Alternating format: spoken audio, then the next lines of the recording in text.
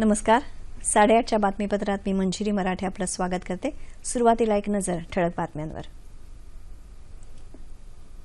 देशभरातल्या पोलीस महासंचालकांच्या 50व्या परिषदेत सुरक्षा, पोलीस दलाचं सक्षमीकरण या मुद्द्यांवर होणार चर्चा. पंतप्रधान नरेंद्र मोदी राहणार उपस्थित. इसिसची आर्थिक मदत बंद करण्यास संयुक्त राष्ट्र सुरक्षा परिषदेच्या वित्त मंत्र्यांच्या बैठकीत मान्यता. स्वतंत्र राज्य निर्मिती हा राज्य शासनाचा अधिकार नाही, मुख्यमंत्री देवेंद्र फडणवीस यांचं प्रतिपादन. वेतनवाढीसह इतर मागण्यांकरता राज्य एसटी कर्मचारी संघटना इंटककडून पुकारण्यात आलेला राज्यव्यापी संप आज दुसऱ्या दिवशीही सुरूच. आणि रस्ते अपघात टाळण्यासाठी विविध गुन्ह्यांमध्ये दंडाची रक्कम वाढवण्याचा विचार, दिवाकर रावते. आता सविस्तर वृत्त. गुजरातमध्ये कच्छ इथं आजपासून राज्य आणि केंद्रशासित प्रदेशांच्या पोलीस महासंचालक आणि महानिरीक्षकांच्या 50व्या वार्षिक परिषदेला सुरुवात होत आहे.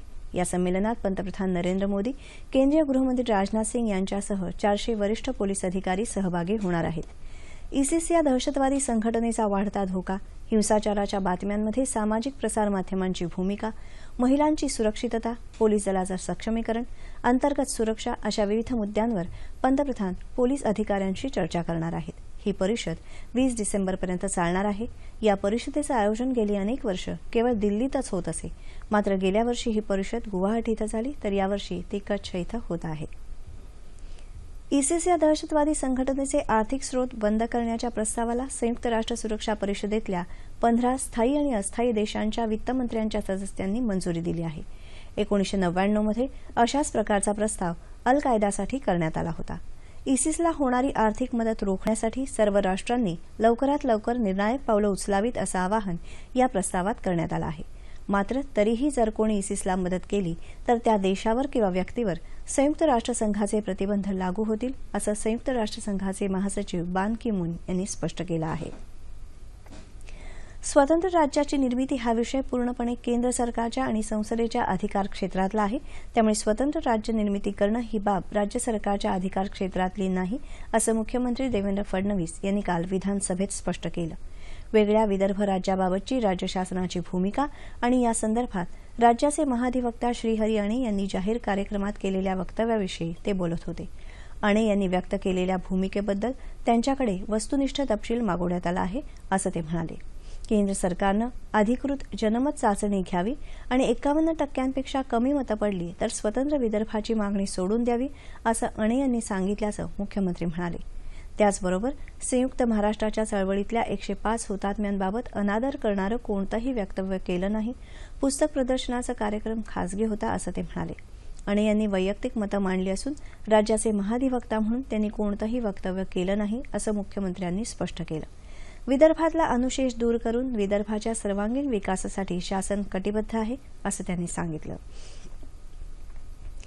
राज्य एसटी कर्मचारी संघटना इंटकच्या वतीनं पुकारण्यात आलेला राज्यव्यापी संप आज दुसऱ्या दिवशीही सुरूच आहे. वेतनवाढीच्या प्रमुख मागणीसह इतर मागण्यांकरता हे कर्मचारी कालपासून संपावर गेले आहेत. बीड जिल्ह्यातल्या 8ही डेपोमधले 750 कर्मचारी या संपात सहभागी झाले आहेत. हिंगोलीत कालपासून सुरू असलेला संप आज अधिक तीव्र झाला असून जिल्ह्यातल्या एसटी बसेसच्या सर्व फेऱ्या रद्द झाल्या आहेत. औरंगाबाद, कोल्हापूर, उस्मानाबाद, अहमदनगर, सातारा, नंदुरबार या जिल्ह्यातही आज संप सुरूच आहे.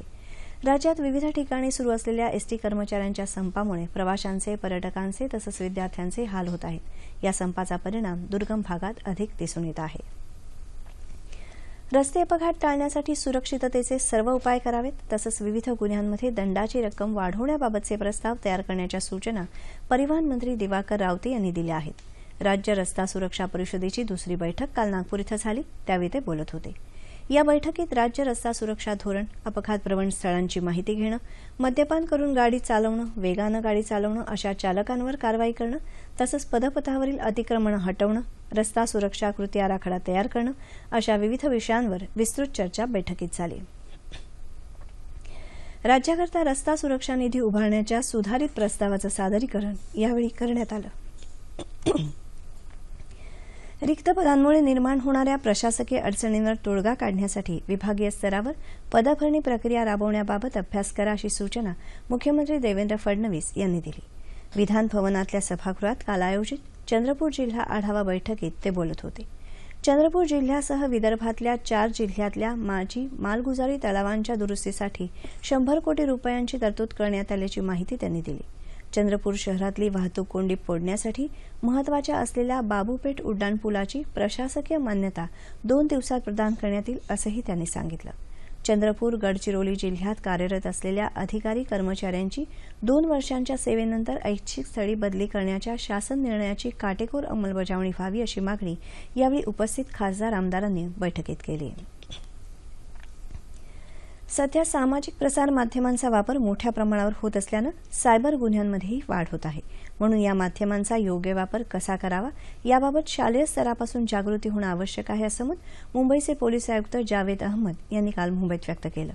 वर्ल्ड ट्रेड सेंटर इथं आयोजित करण्यात आलेल्या सायबर सुरक्षा या विषयावरच्या परिसंवादात ते बोलत होते. आधुनिक तंत्रज्ञानाच्या बदलत्या स्वरूपामुळे गुन्ह्यांचं स्वरूपही बदललं असून त्यातूनच दहशतवादाचा उदय झाला आहे.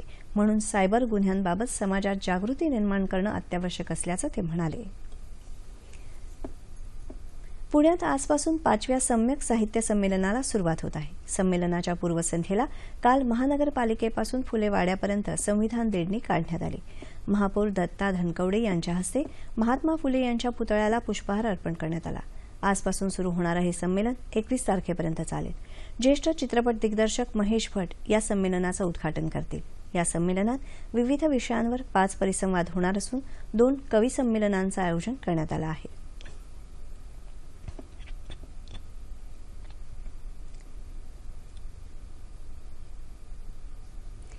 शेतीच्या प्रगतीसाठी आवश्यक असलेल्या माती परीक्षणासाठीच्या प्रयोगशाळेचं उद्घाटन आरसीएफचे विपणन अधिकारी अशोक घसघसे यांच्या हस्ते काल लातूरातल्या औसा तालुक्यामधल्या लोदगा इथं करण्यात आलं. शेती वाचवण्यासाठी जमिनीचा पोत सुधारणं आवश्यक आहे. म्हणूनच फिनिक्स फाउंडेशनच्या मदतीनं ही प्रयोगशाळा उभारण्यात आल्याचं फाउंडेशनचे अध्यक्ष आणि माजी आमदार पाशा पटेल यांनी यावेळी सांगितलं. ग्रामदूत शेतकऱ्यांच्या शेतावर जाऊन मातीचे नमुने घेऊन येतील. या नमुन्यांचं परीक्षण केल्यानंतर ही प्रयोगशाळा त्याबाबत अहवाल सादर करेल असं त्यांनी सांगितलं.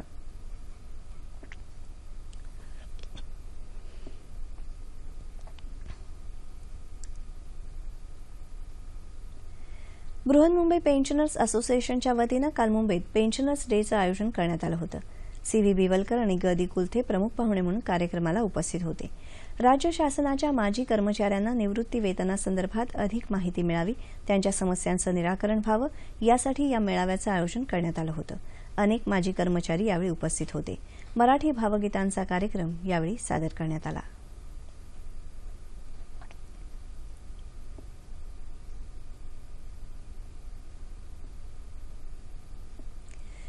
ग्रामीण विद्यार्थ्यांचा स्पर्धा परीक्षांबाबत असलेला दृष्टिकोन बदलावा, तसंच जास्तीत जास्त विद्यार्थ्यांना स्पर्धा परीक्षांकडे वळवण्याकरता वाशिम जिल्हा प्रशासनाच्या वतीनं स्पर्धा परीक्षा मार्गदर्शन कार्यशाळेचं काल आयोजन करण्यात आलं होतं. स्पर्धा परीक्षा तज्ज्ञ पंकज शुक्ला यांच्यासह त्यांच्या सहकाऱ्यांनी उपस्थित विद्यार्थ्यांना मार्गदर्शन केलं. केंद्रीय लोकसेवा आयोगाच्या परीक्षा पद्धतीबरोबरच इतर परीक्षांबाबतची सखोल माहिती यावेळी विद्यार्थ्यांना देण्यात आली. जोपर्यंत ग्रामीण विद्यार्थी प्रशासकीय सेवेत येत नाहीत तोपर्यंत ग्रामीण भागाचा कायापालट होणार नाही असं मत शुक्ला यांनी विद्यार्थ्यांना मार्गदर्शन करतेवेळी व्यक्त केलं.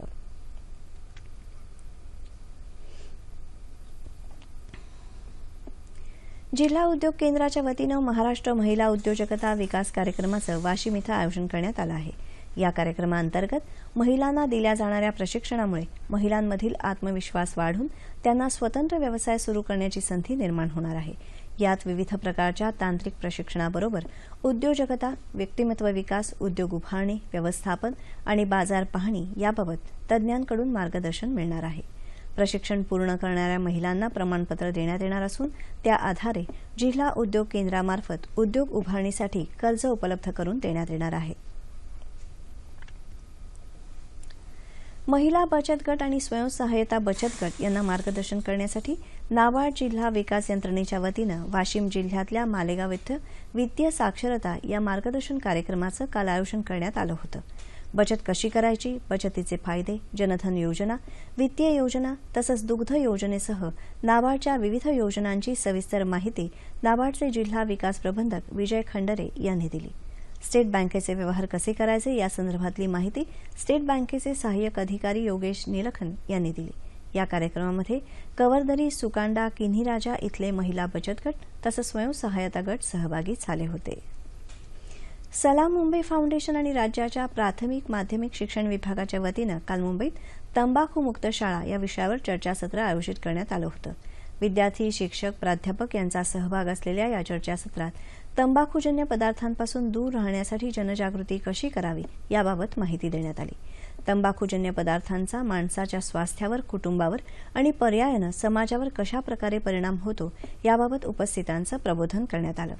सामाजिक न्याय विभागातर्फे दरवर्षी राज्यस्तरीय व्यसनमुक्ती साहित्य संमेलन आयोजित करण्यात येतं. त्यानिमित्त एक आठवडा विविध कार्यक्रम आयोजित केले जातात. त्याचाच एक भाग म्हणून हे चर्चासत्र आयोजित करण्यात आलं होतं.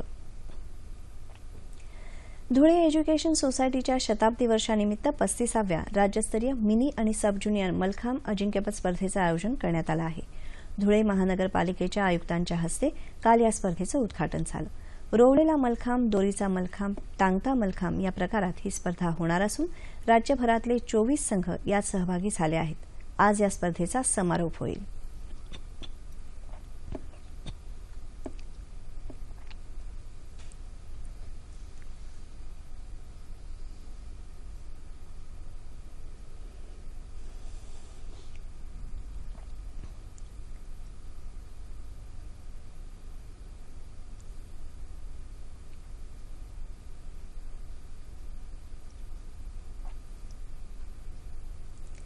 प्रसिद्ध चित्रकार दीनानाथ दलाल यांचे यंदा जन्मशताब्दी वर्ष. दलाल यांच्या चित्रांचं प्रदर्शन मुंबईत नेहरू सेंटर इथं आयोजित करण्यात आलं आहे.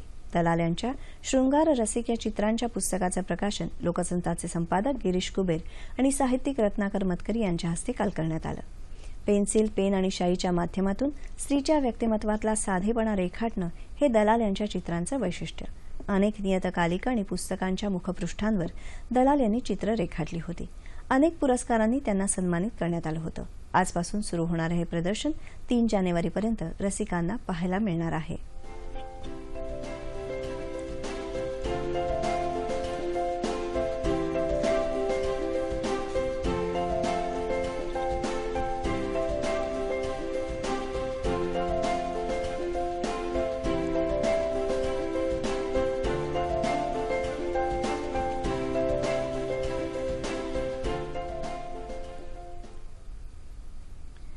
पुण्यातल्या पंडित भीमसेन जोशी नाट्यगृहात पुलोत्सव तपपूर्ती सोहळ्याला सुरुवात झाली.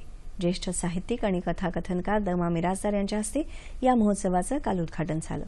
पुलं आणि विनोद या व्याख्यानाअंतर्गत मिरासदारांनी उपस्थितांना पुलंचे किस्से सांगितले.